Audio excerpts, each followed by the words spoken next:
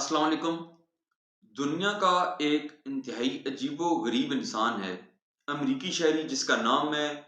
Jonathan Lee रिचेज़। Jonathan Lee रिचेज़ पूरी दुनिया में सबसे ज़्यादा दुनिया में मुकदमात दर्ज कराने की वजह से, मुकदमात दायर करने की वजह से जाना जाता है। शायद आपके इल्म में ये पहले ना हो और अब इज़ाफ़ा हो जाएगा, लेकिन आप अपने इर्द-गिर्द, अपने इलाके में, अपने रिश्तेदारों में, अपने अहबाब में अगर कोई भी नहीं है तो कम से कम आपने फिर भी सुना होगा कि आपके इर्द-गिर्द भी काफ़ी सारे जोनाथन ली रिचेज़ रहते हैं, जो ख्वाह-मख्वाह किसी को मुकदमात में, झूठे मुकदमात में मुलव्वस करके उससे पैसे बटोरने के लिए या उसको किसी और तरीके से उससे कोई नाजायज़ फ़ायदा लेने के लिए उनको मुकदमात में मुलव्वस करते हैं। हमारे यहाँ भी पाकिस्तान में ऐसे बहुत सारे जोनाथन ली रिचेज़ हैं, जिनको हमारी अदालतों को चाहिए कि उनको जिस तरह के अमेरिका में भी उसके खिलाफ मुकदमात की वजह से, दायर करने की वजह से इंक्वायरी की गई और उसको अमेरिका का सबसे बड़ा फ्रॉडिया डिक्लेयर किया गया कि ये फ्रॉड करके लोगों से पैसे लेता है। जोनाथन ली रिचेज़ का तरीकाकार क्या था, मैं आपको कुछ बताता हूँ। हमारे यहाँ जो सबसे ज़्यादा पूरी दुनिया में जो सबसे ज़्यादा अदालतों में केसेस दायर करता है, उसको कोर्ट बर्ड कहा जाता है, क्योंकि उसका रोज़ाना का अदालतों में आने-जाने का एक मामूल होता है। उसके मामूल की वजह से उसमें एक एक्स्ट्रा, एक आम इंसान की निस्बत उसमें एक्स्ट्रा कॉन्फिडेंस बिल्ड हो जाता है और वो सारे प्रोसीजर, सारे प्रोसेस को वो मामूली समझता है।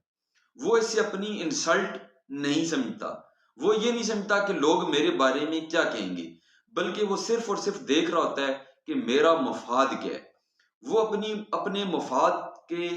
से हट के ना अपने किसी दोस्त को, रिश्तेदार को, किसी को भी वो बिल्कुल नहीं बख्शता। जोनाथन ली रिचेज़ ने उसको दुनिया का सबसे ज़्यादा मुकदमात दायर करने वाला इंसान इस वजह से माना जाता है कि उसने सबसे पहला मुकदमा अपनी माँ के खिलाफ दायर किया था। जोनाथन जोनाथन ली रिचेज़ का कहना था कि मेरी माँ ने मेरी सही तरबियत नहीं की और वो ये पहला मुकदमा अपनी माँ के खिलाफ जीत गया और अमेरिकी अदालत ने $20,000 मुआवजा उसको अपनी माँ से दिलवाया। उसके बाद ये सिलसिला चल पड़ा और जोनाथन ली रिचेज़ ने अपने दोस्त, असातिज़ा, रिश्तेदार, हमसाए, मशहूर कंपनियों को, अपनी मंगेतर को, पुलिस अफ़सरान को, जजेस को, गर्ज़ के किसी को भी नहीं बख्शा।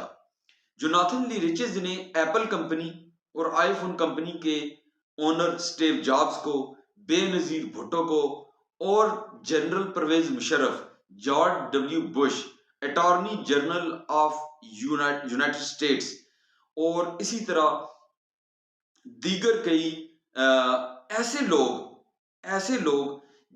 जो अभी एग्जिस्ट नहीं करते या ऐसे अनासर जिनका एक सोच नहीं आती, उसने उनके खिलाफ भी मुकदमात दायर किए। वो कैसे थे? उस जोनाथन ली रिचेज़ ने एडोल्फ हिटलर की पार्टी थी, नेशनल सोशलिस्ट पार्टी, उसके ऊपर ही मुकदमा दायर कर दिया। जोनाथन ली रिचेज़ ने जो मुकदमा जॉर्ज डब्ल्यू बुश के खिलाफ किया था, उसमें जॉर्ज डब्ल्यू बुश के अलावा 783 दूसरे लोग डिफेंडेंट भी बनाए थे। उन 783 लोगों में जॉर्ज डब्ल्यू बुश के अलावा एडोल्फ हिटलर की पार्टी, इज़राइल के 13 कबाइल और इसी तरह ची गुएरा, जिसको दुनिया का एक यंग और बहुत बड़ा इनकलाबी समझा जाता है, उसके खिलाफ भी, अफलातून के खिलाफ भी, जो हजारों साल हो गए उस दुनिया से उसको गए हुए, उसने अफलातून को भी नहीं बख्शा। जोनाथन ली रिचेज़ ने एफिल टावर को भी नहीं बख्शा। इसी तरह उसने जो होलोकॉस्ट में यहूदियों के खिलाफ जो हिटलर ने कत्लेआम किया था, उसमें जो लोग बच गए थे, उसने उनके खिलाफ भी मुकदमा दायर कर दिया और इसी तरह उसने रोमन एम्पायर, एडन ऑफ जो गार्डन ऑफ एडन है, उसको भी नहीं बख्शा। जोनाथन ली रिचेज़ इन इसी तरह अपने मुकदमात करता रहा और जोनाथन ली रिचेज ने तकरीबन, शायद इससे भी ज्यादा हो, 8,50,000 डॉलर मुआवजों की सूरत में लोगों के खिलाफ, कंपनियों के खिलाफ और फजूल किस्म के केसेस करके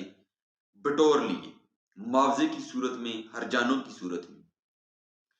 इसी तरह जोनाथन ली रिचेज का ये सिलसिला चलता रहा और उसने 2600 से ज्यादा, तकरीबन 2,500 से ज्यादा अमेरिका की मुख्तलिफ डिस्ट्रिक्ट अदालतों में केसेस किए, जिस वजह से उसका नाम Guinness book of world record में दर्ज हुआ कि ये दुनिया का सबसे ज्यादा मुकदमात दायर करने वाला इंसान है। तो जोनाथन ली रिचेज ने Guinness book of world record के मालिकान के खिलाफ भी मुकदमा दायर कर दिया। जोनाथन ली रिचेज ने अपना मौकफ उस मुकदमे में ये लिया कि चूंकि ये मेरे जाती मामलात थे, मेरी जाती जो मामलात थे, उनको Guinness book of world record ने मेरे से पूछे बगैर दुनिया के सामने ला के रख दिया, जिससे मेरी रेपुटेशन डैमेज होगी। और यूं वो Guinness book of world record के खिलाफ भी, उनको भी नीचा दिखाने में कामयाब हो गया। फिर इसी तरह जोनाथन ली रिचेज का ये सिलसिला चलता रहा और आखिरकार वो कहते हैं कि बकरे की मां कब तक खैर मनाएगी, उसने इसी तरह मेल्स का सिलसिला भी शुरू कर दिया कि मैं आपके खिलाफ किसी कंपनी को, फर्द को, मैं आपके खिलाफ मुकदमा करने वाला हूं। तो इसी तरह उसको कई पैसे मिल जाते थे और किसी जगह से नहीं मिलते थे, और उसका एक मुकदमा ऐसा था जो उसको ले बैठा, और उस मुकदमे की वजह से जोनाथन ली रिचेज के खिलाफ जो दूसरी पार्टी थी वो जीतने में कामयाब हो गई और इसको अमेरिका का सबसे बड़ा फ्रॉडिया डिक्लेयर कर दिया गया। इसके खिलाफ हरजाना भी हुआ और जोनाथन ली रिचेज एक सजा याफ्ता मुजरम बन गया, सजा याफ्ता फ्रॉडिया बन गया, और इस तरह ये और पॉपुलर, मशहूर हो गया। उस मुकदमे के बाद उसको कहा गया कि वो किसी दूसरी रियासत में जोनाथन ली रिचेज नहीं जा सकता, लेकिन फिर उसके बाद उसको प्रोबेशन के ऊपर रहा किया गया और दिसंबर 2016 में फिर वो गिरफ्तार हो गया। उसका ये सिलसिला इसी तरह जारी रहा क्योंकि उसको एक लत पड़ चुकी थी मुकदमात दायर करने की, पैसे बटोरने की, फ्रॉड करने की, धोखा देने की। जोनाथन ली रिचेज को एक टीवी के होस्ट, मेजबान उसको इंटरव्यू के लिए बुलाते हैं और उसमें उसके साथ हंसी मजाक किया जाता है कि आपने इस तरह पैसे कमाए, आपने फलां दुनिया के, आपने हर मशहूर बंदे, हर पॉलिटिशियन, जजेस, पुलिस अफसरान, किसी को भी आपने नहीं छोड़ा, इवन अफलातून को भी आपने नहीं छोड़ा, प्लेटो को। तो इस हंसी मजाक की वजह से जोनाथन ली रिचेज गया और उस टीवी मालकान और उस मेजबान के खिलाफ मुकदमा दायर कर दिया कि इन्होंने मेरा मजाक उड़ाया। जोनाथन ली रिचेज के साथ अब कोई मिलने से कुतराता है कि ये मुकदमा दायर कर देगा, उसके ऊपर कोई ट्रस्ट नहीं करता, उसने पैसे भी कमा लिए हैं और वो सजा याफ्ता मुजरम भी बन चुका है, लेकिन शायद अब भी उसके ऐसे ही हालात हैं। मैं अपनी अदालतों में देखता हूं तो मुझे अपने इर्द गिर्द इसी तरह के बहुत सारे जोनाथन ली रिचेज नजर आते हैं, शायद आपको भी नजर आते हो। तो काफी सारे लोग तो खुश होते होंगे कि जोनाथन ली रिचेज अपने लिए भी पैसे कमा रहा है और हमारा भी ये शायद सोर्स ऑफ जरिया है, लेकिन मैं समझता हूं कि हमें ऐसे जोनाथन ली रिचेज जो अदालतों में लोगों के खिलाफ झूठे मुकदमात दायर करते हैं, और अदालतों को भी देखना चाहिए कि क्या ये जोनाथन ली रिचेज पाकिस्तानी इस डिस्ट्रिक्ट कोर्ट में आया है तो ये अमेरिकी शहरी जोनाथन ली रिचेज की तरह का तो नहीं है, ये झूठा मुकदमा दायर कर रहा है, तो इसकी इंक्वायरी रिपोर्ट कौन करेगा?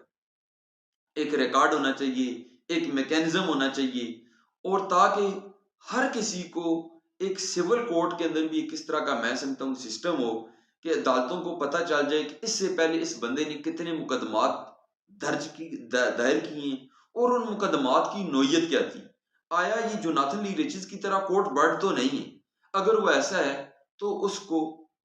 तंबीह करनी चाहिए, उसको वार्निंग देनी चाहिए, ताकि अदालतों में भी बोझ कम हो और ऐसे लोगों को शट अप कॉल दी जाए, ताकि हमारे मुल्क में जो पुरअमन लोग हैं वो ऐसे लोगों के शिकार का निशाना ना बने। ये मासूम लोगों को, और जिन ऐसे मासूम लोग जिनको अदालती कार्रवाइयों का, पुलिस का इतना इल्म नहीं होता, तो ये उनको बहुत बआसानी से शिकार बना लेते हैं। आप भी अपने इर्द-गिर्द के ऐसे जोनाथन ली रिचेज़ के ऊपर नज़र रखिएगा, कहीं आप भी किसी ऐसे जोनाथन ली रिचेज़ का शिकार ना बन जाएँ।